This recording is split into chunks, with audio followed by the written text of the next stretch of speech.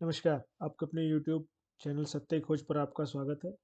आज हम बात करेंगे ऐसे व्यक्तित्व की, ऐसे महान योद्धा की, जिन्होंने न केवल औरंगज़ेब, जिसको वली कहा जाता है इस्लाम का, वली वो व्यक्ति होता है जो अल्लाह के सबसे नज़दीक होता है। वली कहा जाने वाले व्यक्ति को न केवल परेशान किया, बल्कि उसकी साम्राज्य की जो एक महिमा, जिसको बारे में लेफ्ट लिबरल और इस्लामिक जिहादियों द्वारा जो बताया गया है, एक वर्णन किया गया है, उसको हम भ्रम को तोड़ेंगे। साथ ही साथ आपको बताएंगे कि दिल्ली और आगरा के बीच में एक जो शहर पड़ता है, उसके पास एक छोटा सा साम्राज्य था। वो साम्राज्य दिल्ली से मात्र 150 किलोमीटर की दूरी पर स्थित है। उस 150 किलोमीटर की दूरी से यह पता लगता है कि जितना हमें साम्राज्य के, उस वली के साम्राज्य के बारे में बताया गया है, वो कितना मिथ और झूठ था। अगर किसी का साम्राज्य अपनी राजधानी से 150 किलोमीटर दूर स्थित एक दूसरा एक राज्य उभर कर सामने आ रहा है, जिसने उसको परेशान किया है, उसकी सेना को बार बार पराजित किया है, तो वो कैसा साम्राज्य होगा। तो क्या उस साम्राज्य के बारे में मिथ गढ़ा गया है, वो झूठ फैलाया गया है, झूठ का चूर्ण बेचा गया है, किताबों में जो नक्शे बनाकर हमको खींच कर दिखाए गए हैं, क्या वो मिथ थे, झूठ थे। आइए उस सत्यता को हम परखते हैं और ऐसे महान योद्धा के बारे में आज आपको चर्चा करूंगा। साथ ही साथ मथुरा के साथ साथ डीग और भरतपुर की यात्रा पर मैं आपको लेकर चलूंगा, जहां पर एक जाट साम्राज्य के, उभरते हुए जाट साम्राज्य के सर्वप्रथम नेता, सर्वप्रथम योद्धा के विषय में आपको चर्चा करूंगा। साथ ही साथ उसका परिचय कराऊंगा, जीवन परिचय कराऊंगा कि किस तरह से एक साधारण से व्यक्ति का योद्धा बनना और साथ ही साथ विषम परिस्थितियों में अपने धर्म का साथ न छोड़ना, उस योद्धा से हमें सीखने की आवश्यकता है। आइए मैं आपको रूबरू कराता हूँ, मिलवाता हूँ, परिचय कराता हूँ गोकुला सिंह जाट, जिससे कांपता था औरंगजेब।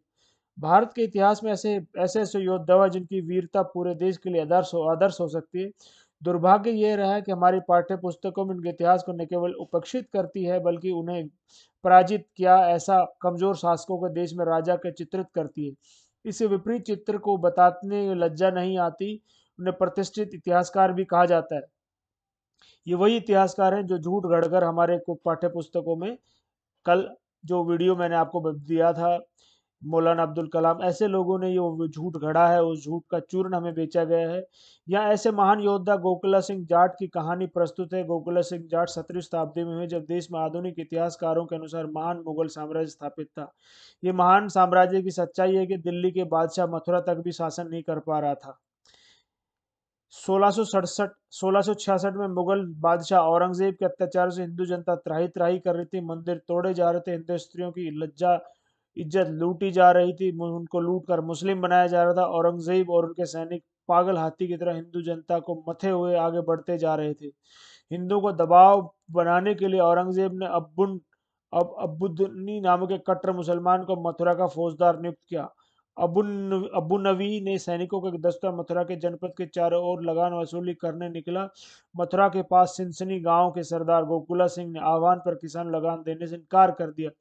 परतंत्र भारत के इतिहास में पहला असहयोग आंदोलन था। दिल्ली के सिंहासन के नाक तले समरवीर, धर्मपरायण वीर योद्धा गोकुला सिंह और उनकी किसान सेना ने अत्ताताई औरंगजेब को हिंदुत्व की ताकत का एहसास दिलाया। मई 1659 में अबू नवी ने सिहोरा गांव पर हमला कर दिया। उस समय गोकुला सिंह गांव में ही थे। भयंकर युद्ध हुआ, लेकिन अबू नवी ने उसकी सेना सिहोरा के हिंदुओं के सामने टिक न पाई। सारे सैनिक गाजर मूली की तरह काट दिए गए। गोकुला सिंह की सेना में जाट, गुर्जर, राजपूत, यादव, मेय, मीणा आदि सभी जाति के हिंदू थे। सब अपनी जाति पाति भूलकर एक हिंदू थे। यह विजय के मृतप्राण हिंदू समाज में नया प्राण फूंकने जैसा था। उसके बाद 5 माह तक भयंकर युद्ध होते रहे। मुगलों की सभी तैयारियां और चुने हुए सेनापति प्रभावहीन, असफल सिद्ध हुए, क्योंकि सैनिक और सेनापति सभी के ऊपर गोकुला सिंह की वीरता और युद्ध संचालन का आतंक बैठ गया। अंत में सितंबर मास में बिल्कुल निराश होकर सफ सिकन नाम के खान ने गोकुला सिंह के पास संधि प्रस्ताव भेजा। गोकुला सिंह ने औरंगजेब का प्रस्ताव अस्वीकार करते हुए कहा कि औरंगजेब कौन होता है हमें माफ करने वाला। माफी तो उन्हें हिंदुओं से मांगनी चाहिए, जिनके कारण ही हिंदू धर्म का अपमान किया जा रहा है। अब औरंगजेब 28 मई 1669 को दिल्ली से चलकर खुद मथुरा आया गोकुला सिंह से लड़ने के लिए। औरंगजेब ने मथुरा में अपनी छावनी बनाया, अपने सैनिकों को होशियार खान को एक मजबूत और विशाल सेना के साथ युद्ध करने के लिए भेजा। आगरा शहर का फौजदार होशियार खान 1669 में सितंबर में अंतिम सप्ताह अपनी सेना के साथ आ पहुंचा। ये विशाल सेना चारों ओर से गोकुला सिंह को घेरा लगाते हुए आगे बढ़ने लगी। गोकुला सिंह के विरुद्ध किया गया यह अभियान उन आक्रमणों के विशालता का स्तर है जो बड़े बड़े राज्यों और राजाओं के विरुद्ध होते आए थे। इस वीर के पास न तो दुर्ग था, न अरावली की पहाड़ियां, न महाराष्ट्र जैसा विविधपूर्ण भौगोलिक प्रदेश, क्योंकि मथुरा एक प्लेन प्रदेश है और दिल्ली से सटा हुआ है और चारों तरफ कोई पहाड़ी नहीं है। उनके पास कोई सुरक्षा का साधन नहीं था, बिल्कुल प्लेन एरिया, खेत है चारों तरफ मथुरा का। कभी मथुरा जाइए, मथुरा से दूर दूर तक कोई पहाड़ नहीं है, कोई छुपने की जंगल। उस जमाने में उस समय जंगल होते थे, परंतु अब तो जंगल भी नहीं रहे, छुपने की कोई जगह नहीं। इन अलाभकारी परिस्थितियों के बावजूद उन्होंने धैर्य और रण चतुराई के साथ एक शक्तिशाली सेना की केंद्रित शक्ति का सामना किया, बराबरी के परिणाम प्राप्त हुए। यह भी अभूतपूर्व है। औरंगजेब की तोपों और धनुर्धर हाथियों से सुसज्जित 3 लाख लोगों की सेना गोकुला सिंह के किसानों के 20,000 सेना का भयंकर युद्ध छिड़ गया। 4 दिन तक भयंकर युद्ध चलता रहा। गोकुला सिंह की छोटी सी अवैतनिक सेना अपने बेढंगे और घरेलू हथियारों के बल पर ही आधुनिक हथियारों से सुसज्जित प्रशिक्षित मुगल सेना पर भारी पड़ी रही थी। देखिए, गोकुला सिंह कोई प्रशिक्षित सेनापति नहीं था, वो एक गांव का मुखिया था। जब उसने उस गांव के बगल के गांव पर अत्याचार देखा तो उसने प्रतिरोध के रूप में अपने आप को वहां पे स्थापित किया और लोग उनके पीछे आकर खड़े हो गए। जो हिंदू जनता त्रस्त थी इन मुगलों के अत्याचारों से, उनके पीछे आकर खड़ी हो गई। वो स्वतः ही उभरे हुए नेता थे और उनकी सेना में कोई वेतन वाले सैनिक नहीं थे जिनको वेतन दिया जाए। किसान थे, सबके सब किसान मजदूर, सब लोग साथ मिलकर लड़ रहे थे। अपनी अस्मिता की क्यों भारी पड़ रहे थे? जब एक व्यक्ति के पास खोने के लिए कुछ भी ना हो, अपनी अस्मिता को बचाने के लिए सब कुछ करने के लिए वो तैयार थे, अपनी मृत्यु को ललकार रहे थे, अपने आप को बलिदान करने के लिए तत्पर थे, तो ऐसी सेना को, ऐसे लोगों को जीत पाना ना के बराबर संभावना रहती है। भारत के इतिहास में ऐसे बहुत कम हुए जिनके कई प्रकार का बाधित कमजोर पक्ष इतने शांत निश्चय और अडिग धैर्य के साथ लड़ा हो। हल्दी घाटी का युद्ध निर्णय कुछ ही घंटों में हो गया था। पानीपत के 3 युद्धों में एक एक दिन में ही समाप्त हो गए थे, परंतु वीरवर गोकुला सिंह का युद्ध तीसरे दिन भी चलता रहा। इस लड़ाई में सिर्फ पुरुषों ही नहीं, स्त्रियों ने भी पराक्रम को दिखाया। 4 दिन के युद्ध के बाद गोकुला सेना का युद्ध जीतती हुई प्रतीत हो रही थी, तभी हसन अली खान ने नेतृत्व में एक विशाल मुगलिया टुकड़ी आ गई और टुकड़ी आगे आते ही गोकुला सिंह को हारने लगी। युद्ध में अपनी सेना का हारता देखकर हजारों नारियों ने जौहर की अग्नि में खाक हो गए। अब आपको बताया गया कि चित्तौड़गढ़ में जौहर हुआ था, 3 जौहर हुए थे, साके हुए थे, परंतु यहाँ के भी जौहर हुआ था, उसके बारे में आपको बहुत कम पढ़ने को मिलेगा। इसलिए हमारा उद्देश्य है कि हम आपको इतिहास के उपन्नों तक लेकर चलें, जहाँ पर सभी इस हिंदू समाज में सभी ने बढ़ चढ़कर साम्राज्य, अपने हिंदू साम्राज्य को प्रारंभ करने के लिए, उसको पुनर्स्थापित करने के लिए हमारी माता बहनों ने, हमारी बुजुर्गों ने कितने बलिदान दिए हैं, उनके बारे में आपको बताऊं। गोकुला सिंह और उनके ताऊ उदय सिंह ने 7,000 साथियों संधि बंदी बनाकर आगरा के औरंगजेब के सामने पेश किया। औरंगजेब ने कहा, जान की खैर चाहते तो इस्लाम कबूल कर लो, रसूल के बताए रास्ते पर चलो और बोलो क्या इरादा, इस्लाम या मौत। अधिसंख्य धर्म प्राण हिंदुओं के एक सुर में कहा, औरंगजेब तेरे खुदा और रसूल का रास्ता वही है जिस पर तू चलता है, तो धिक्कार है तुझे और तेरे रास्ते पर नहीं चलना। इतना सुनते औरंगजेब से संकेत से गोकुला सिंह की बलशाली भुजा पर जल्लाद का बर्छा चला। गोकुला सिंह ने एक नजर अपने भुजाहीन रक्त रंजित कंधे पर डाली और बड़े ही घमंड के साथ जल्लाद की ओर देखते कहा, दूसरा वार करो।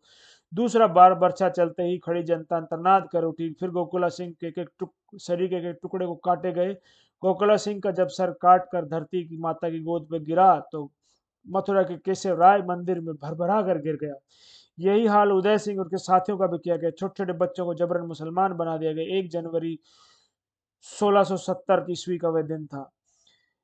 अति प्रिय वीर का कोई इतिहास नहीं पढ़ाया गया, न ही ये सम्मान दिया गया। गोकुला सिंह सिर्फ जाटों के लिए शहीद नहीं हुए थे, उनका राज्य न किसी ने छीन लिया गया था, न उनकी पेंशन बंद कर दी गई थी, बल्कि उनके सामने अभूतपूर्व शक्तिशाली मुगल सत्ता दीन दा पूर्वक संधि के लिए, न तन्मयता के लिए गिड़गिड़ाते केवल जाट पुरुष ही नहीं बल्कि वीरांगनाएं अपने ऐतिहासिक दृढ़ता और पारंपरिक शौर्य के साथ सेना को सामना करती रही।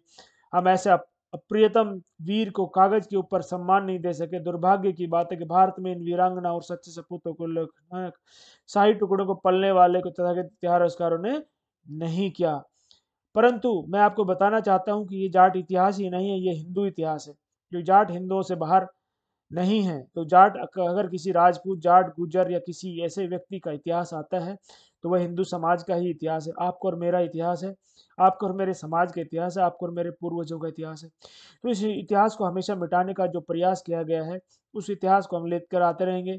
और मैंने आज जैसे आपसे कहा था कि मैं नवंबर मंथ में वीर योद्धाओं की कहानी आप तक लेकर आता रहूंगा। तो इनमें से एक कड़ी की ये कहानी है। अगली कहानी भी मैं जाट साम्राज्य से जुड़े हुए, भरतपुर साम्राज्य से जुड़े हुई अगली कहानी राजा राम की लेकर आऊंगा। तो तब इस वीडियो को अगर आपको पसंद आए तो वीडियो को लाइक, शेयर, सब्सक्राइब जरूर कीजिए। हाँ, वीरों की गाथाएं अपने घर में अपने बच्चों को जरूर सुनाइए। किस तरह से हमारे वीरों ने, हिंदू वीरों ने सनातन की रक्षा करते हुए किस तरह से अपने बलिदान दिए और बिना किसी लोभ लालच के सर्वोच्च निछावर करते हुए हमें कृतज्ञ करके चले गए। तो हमारा कर्तव्य बनता है कि हम उनके लिए कुछ ना कर सके तो कम से कम उनकी चर्चा करके उनकी आत्मा को शांति के लिए प्रार्थना जरूर कर सकते हैं।